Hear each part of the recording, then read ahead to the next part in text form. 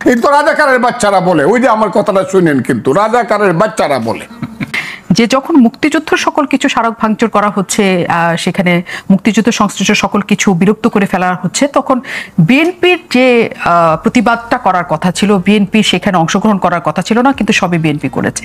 আপনি কিছু বলতে চান কিনা? এখানে মুক্তিযুদ্ধ যখন বলবেন আপনি আমার কাছে, আমি ওনার সম্পর্কেও জানি। আমি কিন্তু মুক্তিযুদ্ধ 26শে মার্চের মুক্তিযুদ্ধ না, আমি কিন্তু মুক্তিযুদ্ধ 26শে মার্চের অনেক আগে, যেদিন বিএলএফ হইছে, বিশেষ করে 69-এর গণঅভ্যুত্থানের পরে বিএলএফ খুব দ্রুত গতিতে চলছিল। সেই বিএলএফ এর প্রধান যিনি নেতা, মেইনলি তার নাম জনাব সিরাজুল আলম খান, উনি আমার লিডার। আমি চিন্তায় কিন্তু উনি ছাত্র রাজনীতি আমার লিডার। 116 নম্বর ইকবাল হল, এখানে থাকতেন ছাত্রলীগের জেনারেল সেক্রেটারি, জাতীয় 4 ছাত্র নেতার একজন, তার নাম শাহজাহান সিরাজ। বৃহত্তর ময়মনসিংহে বাড়ি হওয়ার কারণে আমি ওনার খুব প্রিয় কর্মী ছিলাম। কাজে আমি এত কিছু দেখেছি মুক্তিযুদ্ধ সম্পর্কে, প্রথম থেকে শুরু হয়ে আমি অনেক বলছি কথাগুলা। জাতীয় সঙ্গীত কিভাবে হলো, পতাকা কিভাবে হলো, কিভাবে শিবনারায়ণ দাস আনোয়ারা হোটেলে 8 আনার ভাত খায় সারা রাত পতাকাটা আঁকলেন, কুমিল্লা শিবনারায়ণ দাস। কিভাবে জাহিদুর রহিমকে দিয়ে সিরাজুল আলম খান বললেন, জাহিদ ভাই সোনার বাংলা আমি তোমায় ভালোবাসি গানটা গান, উনি গাইলেন। পরে বললেন, ধনধান্যে পুষ্পে ভরা আমাদের এই বসুন্ধরা, এই গানটা একটু গান। পরে উনি শুনে বললেন, দুইটাই তো ভালো, তবে একটা তো হলো বিশ্বকবি রবি ঠাকুরের, ওইটা আবেগ অনেক বেশি। আমার মনে হয় এটাই বেটার হবে জাতীয় সঙ্গীত হিসাবে, তবে বঙ্গবন্ধুর সঙ্গে কথা বলতে হবে। আমি কথাটা এই কারণে বলি যে এই জিনিসগুলো পর্যন্ত আমি দেখছি, আমি নেতা ছিলাম না। আমি সিরাজুল আলম খান সাহেব এখানে বসতেন, চেয়ারে বসতেন না উনি, কিন্তু ইনি কিন্তু পত্রিকা, মাহবুব ভাই জানেন, পত্রিকার পাতা বিছায় নিচে বসতেন।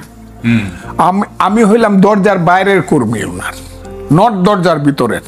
কিন্তু আমি এই ফজলু করে এটুক ডাক দিত আমাকে। আমি উনি কতগুলো ভাত খাইতেন, কি প্লেটের মধ্যে সব খেতে পারব। এত কিছু দেখছি মুক্তিযুদ্ধ সম্পর্কে। আমাকে যখন আপনার মুক্তিযুদ্ধ সম্পর্কে কথা বলেন, এবং মুক্তিযুদ্ধ সম্পর্কে কেউ যখন বাজে কথা বলে, বাজে কি বলবো আপনাকে, তখন আমার মনে হয় আমার মাকে গালি দেওয়া হচ্ছে। তখন আমার মনে হয় আমার জীবনের সমস্ত বিশ্বাসকে হরণ করা হচ্ছে। এই যে ছেলে পেলেগুলা মুক্তিযুদ্ধ নিয়ে কথা বলে, কালকে না পরশুদিন এই ছেলেটা রাহিদ ইসলাম বলল। এখন আমি এদেরকে, মানুষ বলে আপনি এদেরকে তো বকেন কেন? না, আমি তো এদেরকে আদর করি। এদের বাপের চেয়ে আমি 15 বছর বয়সে বড়। এদের বাপের বয়স 60 বছর, আমার বয়স 78, আমি 18 বছরের বড়। ওদের বাপ মুক্তিযুদ্ধে যায় নাই, মুক্তিযুদ্ধের সময় ওদের মাকে বিয়া করে নাই, ওদের জন্ম তো পরে। ওই ছেলেটার বয়স 26 বছর। 26 বছর না, আমি তো 40 বছর আগে আমি দেশে এমপি হয়েছি। 40 বছর আগে আমি ফজলুর রহমান এমপি হয়েছি। 54 বছর আগে আমি মুক্তিযোদ্ধা কমান্ডার ছিলাম। 1200 মুক্তিযোদ্ধা আমি কমান্ডার ছিলাম। হাজারে হাজারে মুক্তিযোদ্ধা ফজলুর রহমানের নেতৃত্বে চলছে। আমার নাম শুনলে রাজাকাররা 7 মাইল দূর থেকে দৌড়ায় চলে গেছে।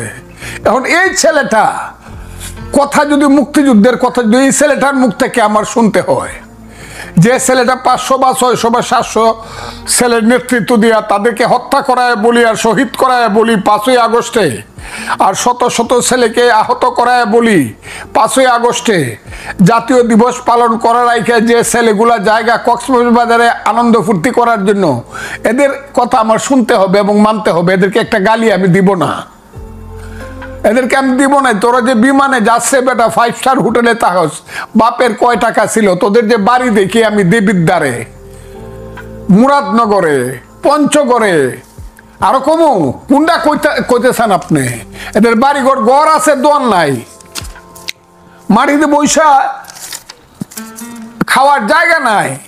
এইসব ছেলেপেলেরা 100 টাকার ক্ষমতা ছিল না, এরা 100 কোটি টাকার মালিক হলো কিভাবে? এদের কাছ থেকে আমার মুক্তিযুদ্ধের শিক্ষা নিতে হবে যে 71-এর কথা বেশি কইেন না। আমরা 47ও কমো 71 কমো, কিন্তু আসলে হলো 24। এরা হলো বেজন্মা। আমি এদেরকে বলি তোরা বাংলাদেশ থেকে যা। 71 যারা মানো না, যারা 71কে ছোট করে দেখাও, 71 হয়েছে বলেই তো বাংলাদেশ, নাকি 47-এর নাম বাংলাদেশ? আপনি বলেন। আপনি না, কিন্তু তারা মনে করে যে 71কে এটাকে আসলে একটা ধরনের বিক্রি করা হয়েছে, এটাকে হাতিয়ার হিসেবে ব্যবহার করা হয়েছে। কে বলছে? ব্যবহার করে সেটাকে একটা একজন ইমাম সাহেব, সে একটা রেপ কেসে পড়ছে, পড়ে তার যাবজ্জীবন কারাদণ্ড হয়েছে। এই কারণে কি ইসলাম খারাপ হয়েছে যে মসজিদে আর যাওয়া যাবে না, নামাজ আর পড়া যাবে না? একজন কি মুক্তিযুদ্ধের নাম ভাঙাইছে, ইসলামের নাম ভাঙাইছে বা মুক্তিযুদ্ধের নাম ভাঙাইছে, সে খারাপ কাজ করছে, এর জন্য সমস্ত মুক্তিযুদ্ধ খারাপ হয়ে গেল। এই তো রাজাকারের বাচ্চারা বলে। ওই যে আমার কথাটা শুনেন, কিন্তু রাজাকারের বাচ্চারা বলে। আমার কথাটা শুনবেন। যখন এই কথাটা বলছেন, শুধু এই রাজাকারের বাচ্চা ইস্যুতেই কিন্তু এত বড় অভ্যুত্থানের ঘটনাটা ঘটেছে যে না, রাজাকারের বাচ্চারা বলে এখনো ঢাকা বিশ্ববিদ্যালয়ের গোলাম আজমের ছবি টাঙ্গায়। এরা রাজাকারের বাচ্চা, এরা বাংলাদেশ মানে না। যারা নিজামীর ছবি, গোলাম আজমের ছবি ওখানে টাঙ্গায়, যারা এরা বাংলাদেশ মানে না। এদের ভিতরে হলো পাকিস্তান। এটা এনসিপি তো টাঙ্গায় না, এটা হচ্ছে ছাত্র শিবিরের কাজ। ওহো, ছাত্র শিবিরই তো বলতেছি আমি।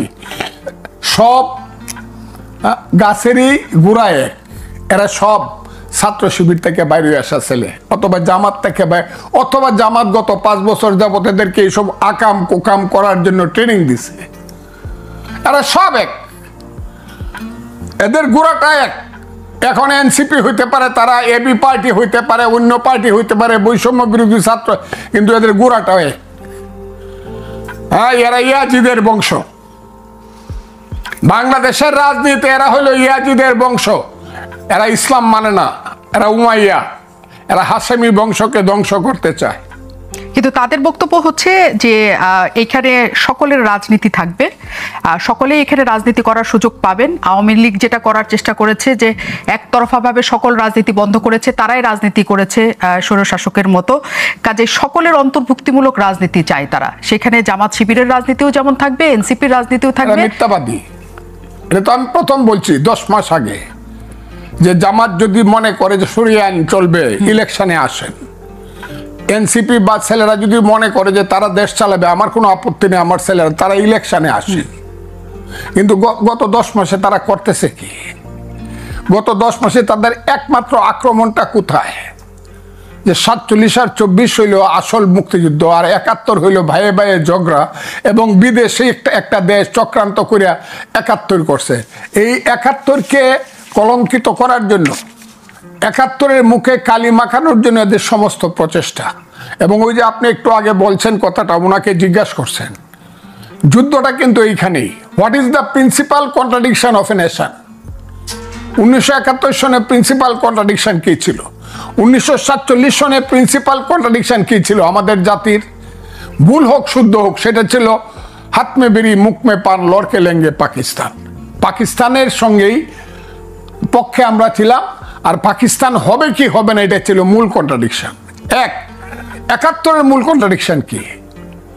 71-এর মূল কন্ট্রাডিকশন ছিল মুক্তিযুদ্ধ সঠিক না বেঠিক, পাকিস্তানি থেকে যাবে না মুক্তিযুদ্ধ করে বাঙালি জাতির একটা 1000 বছর পরে বাঙালি জাতির একটা জাতিরাষ্ট্র হবে। সেই 71-এর যে যুদ্ধটা, এটা সাধারণ যুদ্ধ না, 5ই আগস্টের যুদ্ধ না। কোথায় আপনি হিমালয় পর্বতের সঙ্গে আপনি টিলাকে দিয়ে কম্পিটিশন করাতে চান? এরপরে আপনাকে বলতে হবে আপনি সৎ চিন্তা করেন। আপনি তো অসৎ চিন্তা করেন। আপনি তো বাংলাদেশের মুক্তিযুদ্ধকে আপনি টিলার সাথে তুলনা করতে দিন। 71-এর মুক্তিযুদ্ধ হলো হিমালয় পর্ব। শত শত বছরের যাবৎ যে মুক্তিযুদ্ধের যে নির্যাস, সেই নির্যাসের মধ্য দিয়ে সেই 52-এর ভাষা আন্দোলন থেকে 62, 64, 66, 69, 71, 70-এর নির্বাচন, একটার পর একটা স্লোগান, তোমার আমার মায়ের ভাষা, মুখের ভাষা, বাংলা ভাষা, বাংলা ভাষা। তারপরে তুমি কে আমি কে, বাঙালি বাঙালি, তোমার আমার ঠিকানা পদ্মা মেঘনা যমুনা, রক্ত সূর্য উঠেছে, বীর বাঙালি জেগেছে। একটার পর একটা স্লোগান হতে হতে কি হয়েছে? কিসের জন্য যুদ্ধটা করছিল? আমরা বাঙালি জাতি রাষ্ট্রের জন্য যুদ্ধ করছিলাম, বাংলাদেশ সৃষ্টি করছিলাম। এখন যদি বলে যে না বাংলাদেশ তো এটা সৃষ্টি হয়েছে, শেষ হয়েছে, এইটা এখন সমান সমান 47-এ, তাইলে মানুষ যদি বলে যে 1400 বছর আগে তো ইসলাম হয়েছিল, এটা তো পুরানো হয়েছে, এটা সমান সমান, তা তো হবে না। যদি আপনি মুসলমান হন 1400 বছর পরে হলে আপনাকে ইসলামকে শ্রেষ্ঠ হিসাবে মানতে হবে। আমার কথাটা খুব বুঝার চেষ্টা করে। কিন্তু আর আপনি যদি মুক্তিযুদ্ধ বিশ্বাস করেন 71, তাহলে আপনাকে বিশ্বাস করতে হবে যে 71-এর যে যুদ্ধটা হয়েছিল চিরদিন বাঙালির জীবনে থাকবে, এবং এইটাই হলো বাঙালির 1000 বছরের শ্রেষ্ঠ অর্জন। কিন্তু তারা পেছনে ফিরে আমি তাদের কথার জবাব, এরা আমাদের ছেলে, এদের কথার কোনো জবাব আমি দেব না। নিশ্চয় না, কিন্তু 24টা সেই 71-এর ধারাবাহিকতা হিসেবেই তারা রাখতে চান, কিন্তু শুধু 71-কে কেন্দ্র করে যা কিছু করা হয়েছে সেটার পক্ষে তারা নন। তারা মনে করেন যে মুজিববাদ সৃষ্টি করা হয়েছে, তারা মুজিববাদ কবে হয়েছে? ছেলেরা জানে ওর বাপের জন্ম হয়েছে কবে হয়েছে মুজিববাদ? কতদিন পর্যন্ত মুজিববাদের স্লোগান হয়েছে? হাসিনার আমলে কি একটা মুজিববাদের স্লোগান হয়েছে? মুজিববাদের স্লোগান হয়েছে 1972 সনে, বিশ্বে এলো নতুন বাদ, মুজিববাদ মুজিববাদ। ছাত্রলীগ যখন 2 ভাগ হয়ে গেল, তখন সিরাজুল আলম খানের যে নেতৃত্বে যে ছাত্রদের রব সিরাজ ছিল, তারা দিত বৈজ্ঞানিক সমাজতন্ত্র, আর নূরে আলম সিদ্দিকী এবং আব্দুল কুদ্দুস মাখনরা দিত বিশ্বে এলো নতুন বাদ, মুজিববাদ মুজিববাদ। কিছুদিন পরেই দেখা গেল এটার পিছনে কোনো থিসিস নাই, কাজে 73-এর পরেই মুজিববাদ মুজিববাদ স্লোগানটা থাইমে গেল। এটা খন্দকার মোহাম্মদ ইলিয়াস একটা বই, মুজিববাদ লিখছিল, মুজিববাদের উপরে কোনো স্লোগান হয় না। কিন্তু 73-এর পরে মুজিববাদ কোনো স্লোগান ছিল না। আমি বলি শুনেন, এটা কি হয়েছিল, এইটা ছাত্রলীগ যখন ভাগ হয়ে গেল, তখন কোন ছাত্রলীগ, 2টা ছাত্রলীগকে আইডেন্টিফাই করার জন্য একটা মার্ক অফ ডিটেকশন, যে এটা কি রবের ছাত্রলীগটা কি, এটা হলো বৈজ্ঞানিক সমাজতন্ত্র বা এটা সমাজতন্ত্রী, আর এটা কি, এটা হলো মুজিববাদী। এটা ডিফারেন্সিয়েট করার জন্য, এটা কোনো ফিলোসফি হিসাবে না। 73 পরে মুজিববাদ ইট ওয়াজ নো লঙ্গার হার্ড, এটা কেউ শুনেও নাই। কিন্তু সেটাই কিন্তু আমরা এখন শুনছি, আমরা তো না, এটা বললে তো হবে, এটা তো বললে হবে না। আমি বলি মুজিববাদের স্লোগান গত 50 বছরে একদিনের জন্য হয় না, এগুলো মিথ্যা কথা বলতেছে। কিন্তু যারা আরেকটা কথা আপনাকে বলি, নায়ক আছে, আরেকটা কথা বলি, ওই যে আপনি বলতেছেন যে ওগুলা বাদ দিয়ে দেন, সবকিছু করে দেন। আচ্ছা, শেখ হাসিনা যে 96 থেকে 2001 সন প্রধানমন্ত্রী ছিলেন, তার দল দেশ চালাইছে, ভালো মন্দ সেটা ইতিহাস বিচার করবে। তারপরে 2009 থেকে 2024 খুব খারাপ চালাইছে, ফ্যাসিস্ট। এই 2টা সময়ে শেখ মুজিবুর রহমান কই আছিল? কোথায় শেখ মুজিবুর রহমান কোথায় ছিল? বাংলাদেশে লুকায় আছিল, এবং অন্তরালে থেকে শেখ হাসিনাকে পরামর্শ দিত? বলেন, আপনি বলেন। যদি তাই না হয়, তাহলে শেখ মুজিবের উপর অত্যাচারটা শেখ হাসিনার চেয়ে, শেখ হাসিনা যদি অন্যায় করে তাকে ফাঁসি দেন বিচার করে। নিশ্চয়ই, কিন্তু আমার কথাটা শোনেন, জি, শেখ মুজিবের মাথার উপরে উঠে প্রস্রাব করলেন, যে বাড়িটা একটা ঐতিহাসিক বাড়ি, বাঙালি জাতি যতদিন থাকবে, ওই বাড়ির থেকে যে আঙ্গুলটা দেখাইছে 23শে মার্চ, ওটা থেকে যাবে, কিন্তু সব পুরায় দিলেন, করে দিলেন। আর শেখ মুজিব হলো পৃথিবীর সবচেয়ে খারাপ। হাসিনার 15 বছরের শাসনই কি শেখ মুজিব কবর থেকে উঠে আসছে তাকে খুব পরামর্শ দিছিল? তাইলে সবটা জেদ হলো শেখ মুজিবের প্রতি। কেন আপনি মুক্তিযুদ্ধ মানেন না? শেখ মুজিব এই খারাপ কাজটা করছিল। এই কথা থেকে এই প্রশ্নটাই আসলে, যে ধারাবাহিকতা যদি 71-এর 24 হয়, তাহলে তো কখনো মুখোমুখি দাঁড়ানোর কথা না, কিন্তু আমরা মুখোমুখি দেখছি যে কোনো ভাবেই হোক। এটা কি কোনো রাজনৈতিক দল বা দল সমূহ কোনোভাবে এটা রাজনৈতিক কোনো খেলার অংশ হিসাবে দাঁড় করাচ্ছে কিনা? আমার একটা ব্যাখ্যা আছে, সেটা পরে বলতেছি। জি, প্রথম কথা একটু বলে নেই, সেটা হচ্ছে যে দেখেন, মুক্তিযুদ্ধ যদি না হইতো, আজকে যিনি সচিব তিনি থাকতেন সেকশন অফিসার। মুক্তিযুদ্ধ যদি না হইতো, আজকে যিনি লেফটেন্যান্ট জেনারেল, মেজর জেনারেল, তিনি বড়জোর মেজর হইতেন। মুক্তিযুদ্ধ যদি না হইতো, আজকে যারা গ্রুপ অফ কোম্পানিজের মালিক তারা মুদি দোকানদার হইতেন। অথচ আমরা মুক্তিযুদ্ধকে এটাকে ডিফেম করার চেষ্টা করতেছি। পারবেন না। দেখেন, পিঠ দিয়ে পাহাড় ঠেলেন না, পারবেন না। আপনি যে প্রশ্নটা করলেন সেটা হলো যে এটার পিছনে কি কারণ।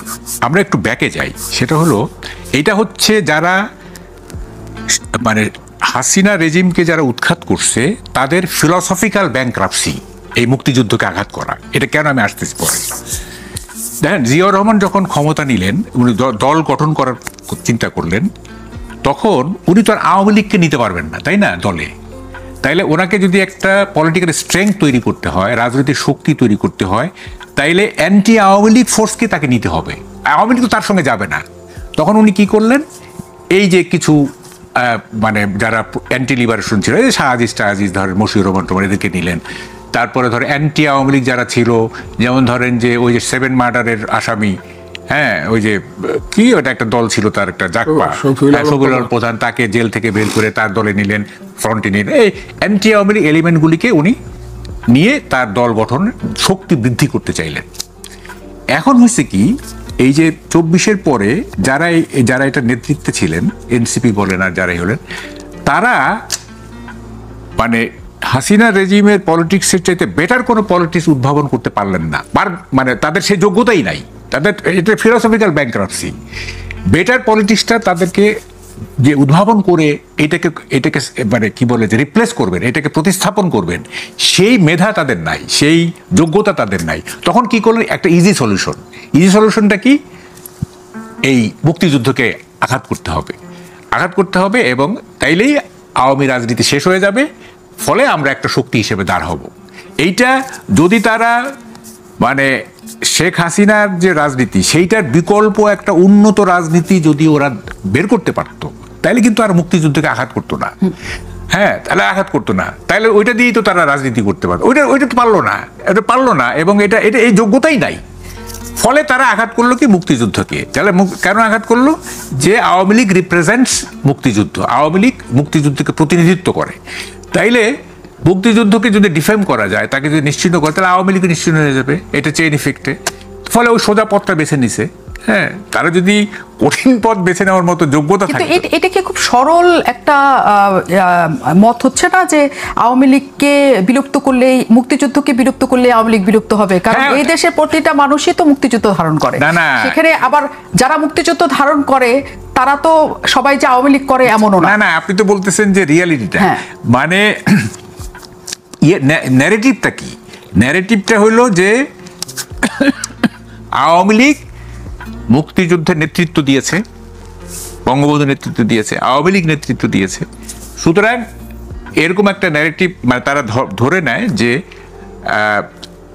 মুক্তিযুদ্ধটা হচ্ছে আওয়ামী লীগের সোল এজেন্ট, মানে সোল অ্যাসেট, তাদের নিজস্ব সম্পত্তি এটা। হ্যাঁ, আর বাকি যারা আছে তারা হচ্ছে মানে মুক্তিযুদ্ধ হলেও, মানে মুক্তিযুদ্ধের পক্ষের শক্তি হলেও তারা কোনো মানে সংগঠিত শক্তি না, তারা ডিসঅর্গানাইজড। হ্যাঁ, তারা অসংগঠিত। সংগঠিত রূপটা হচ্ছে মুক্তিযুদ্ধের ম্যানিফেস্টেশনটা হচ্ছে আওয়ামী লীগ, সংগঠিত। তো ফলে এই সংগঠনটাকে যদি বিলুপ্ত করতে হয়, তাহলে এই সংগঠনটা যে যুদ্ধের ম্যানিফেস্টেশন, সেইটাকে ধ্বংস করতে হবে। এটা হচ্ছে, যেহেতু তারা বেটার কোনো পলিটিক্স দিতে পারছে না, এখনো পারে না। পারলে কিন্তু এটা আর হইতো না। যেমন জিয়াউর রহমান যদি এই আপনার কি বলে যে কেন বাংলাদেশি জাতীয়তা আনলো, উনি আনলেন যে যেহেতু আওয়ামী লীগের স্লোগান হচ্ছে বাঙালি জাতীয়তাবাদ, তাহলে এটা একটা কাউন্টার দিতে হবে।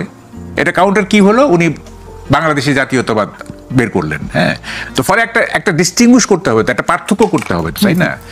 তো পার্থক্য করতে গিয়ে যদি আপনি মেধাশূন্য হয়ে যান, থাকেন, বা আপনার যদি সেই ইনোভেটিভ পাওয়ার না থাকে, মানে ফিলোসফিক্যাল আপনার স্ট্রেংথ না থাকে, তাহলে তো আপনি একটা ইজি সলিউশন বের করবেন। হ্যাঁ, ইজি সলিউশন বের করতে গিয়ে আপনি এই কাজটা করতেছেন, এটা ঠিক না। এটা এটা এটা এটা কেন যে এটা করতেছে আমি এটাই বুঝলাম না। মানে আপনি মনে করছেন যে সরলভাবে আপনার যেটা মনে হয় যে তারা হচ্ছে রাজনৈতিকভাবে তাদের শক্ত অবস্থান এবং আওয়ামী লীগকে পুরোপুরি বিলুপ্ত করার ক্ষেত্রে, আর তারা মনে করছে মুক্তিযুদ্ধ বিলুপ্ত করলে আওয়ামী লীগ পুরোপুরি বিলুপ্ত হয়ে যাবে। এই কারণেই তারা ৭১-কে তারা একটা প্রতিযোগিতার জায়গায় নিয়েছে। আমি ফজলুর রহমানের কাছে আসি। যে প্রশ্নটা মাসুদ কামাল শুরুতে করেছিল, আপনাকে আমি বলতে চাই, আওয়ামী লীগ কেন মুক্তিযুদ্ধের সোল এজেন্ট হবে? আপনি নিজে মুক্তিযোদ্ধা এবং বিএনপিতে প্রচুর মানুষ আছেন, প্রচুর মুক্তিযোদ্ধা আছেন যারা একেবারে সম্মুখ সারির মুক্তিযোদ্ধা। শহীদ প্রেসিডেন্ট জিয়াউর রহমানও, তিনিও সেক্টর কমান্ডার থেকে শুরু করে তিনিও বীর মুক্তিযোদ্ধা। তাহলে কেন আওয়ামী লীগের কাছে সোল এজেন্টটা গেল? এবং আপনি বলছেন যে মুক্তিযুদ্ধের সম্পর্কে কেউ কিছু বললে আপনার মনে হয় মা সম্পর্কে কিছু বলছে, এরকমই নিশ্চয় সকল মুক্তিযোদ্ধার একসাথে এটা মনে হয়।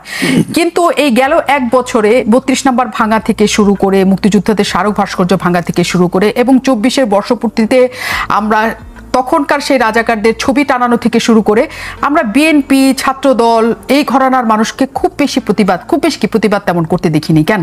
তারা ধারণ করে না, নাকি তারা মনে করে না যে এটা দরকার আছে? আমি আবারও বলি আপনাকে, এই দেশে এখন what is the principal contradiction of politics in Bangladesh? Bangladesh রাজনীতির প্রধান দ্বন্দ্ব কি এখন? বিএনপি এখনো মনে করতেছে প্রধান দ্বন্দ্ব হইলেও একটা ইলেকশন হবে কি হবে না। কাজে বিএনপি দল হিসাবে এটা চিন্তা করে থাকলে আমি তো বিএনপির মানুষ, এটা আমাকে ধারণ করতে হবে নিশ্চয়ই।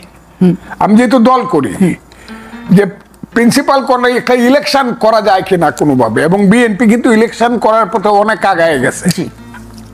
ঠিক আছে, এমনকি এটাও বলে ফেলছে আমাদের মহাসচিব যে নির্বাচন হইলে আমরা জয়লাভ করব এবং প্রধানমন্ত্রী কে হবে এইটাও বলে ফেলছে।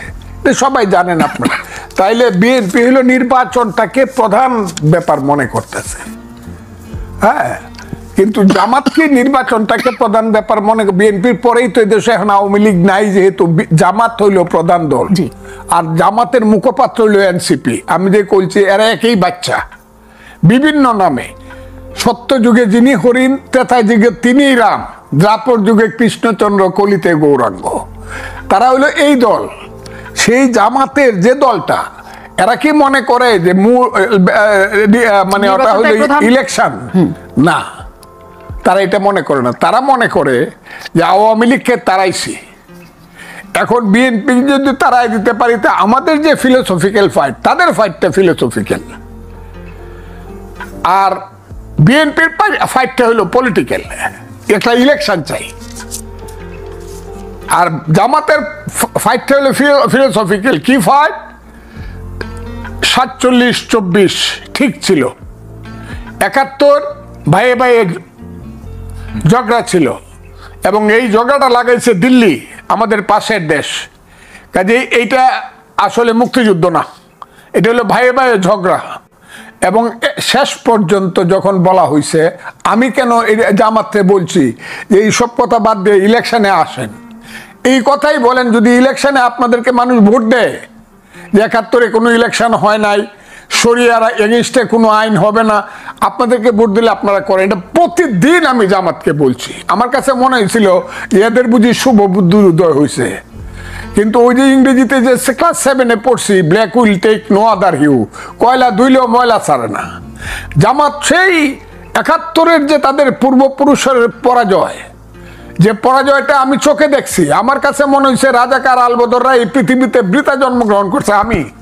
আমি কমান্ডার ছিলাম, যখন শুনছি 16ই ডিসেম্বর হয়ে গেছে, এরা কোথায় পালাবে? কেউ নদীতে জাপ দিয়া পড়ছে, কেউ বট গাছের উপরে গিয়ে উঠছে, গুলি খাইয়া মরছে।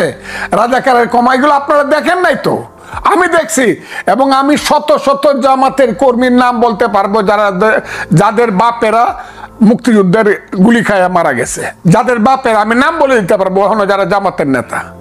এরা ওইটা ভুলে নাই বলেই এরা ছোট আত্মার মানুষ হিসাবে বলছে 71 ভুলে যাও। কেন ভুলে যাও? যারা অস্ত্র হাতে নিয়েছিল তারা আল্লাহর কাছে মাপ চাও। আমার কথাটা সত্য না মিথ্যা আপনি দেখেন, তারা লেখছে মাপ চাও, ক্ষমা চাও।